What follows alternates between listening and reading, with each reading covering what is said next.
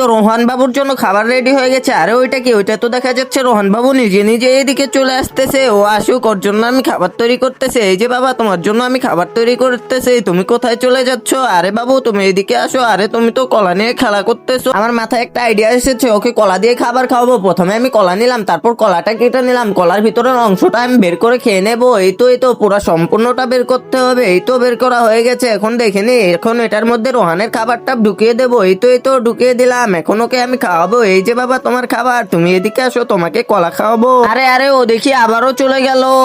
একজন মা কতটা আপন হয়, যার মানে তাকে জিজ্ঞাসা করে দেখো। তো বন্ধুরা, এই প্রাণ প্রিয় মার জন্য সবাই ভিডিওতে লাইক এন্ড সাবস্ক্রাইব করে দাও। আর যারা যারা মাকে ভালোবাসো না, এই ভিডিও থেকে দূরে থাকো। দূর বাবা, ওকে নিয়ে আর পারি না। আরে কি হয়েছে? এই যে রোহানকে খাবার খাওয়াবো, ও তো খাবার খাচ্ছেই না। আচ্ছা তুই এটা খেয়ে ফেল। আচ্ছা ঠিক আছে, আমি খেয়ে ফেলতেছি। এই তো আমি খেয়ে নিলাম। এখন ওকে নিয়ে যেয়ে ঘরে যেয়ে ঘুম পাড়িয়ে খাবার খাওয়া। এই তো ওকে এখন নিয়ে যা। আচ্ছা ঠিক আছে। এই তো আমার রোহান বাবু এখন খাবার খাবে। এই তো খুব ভালো।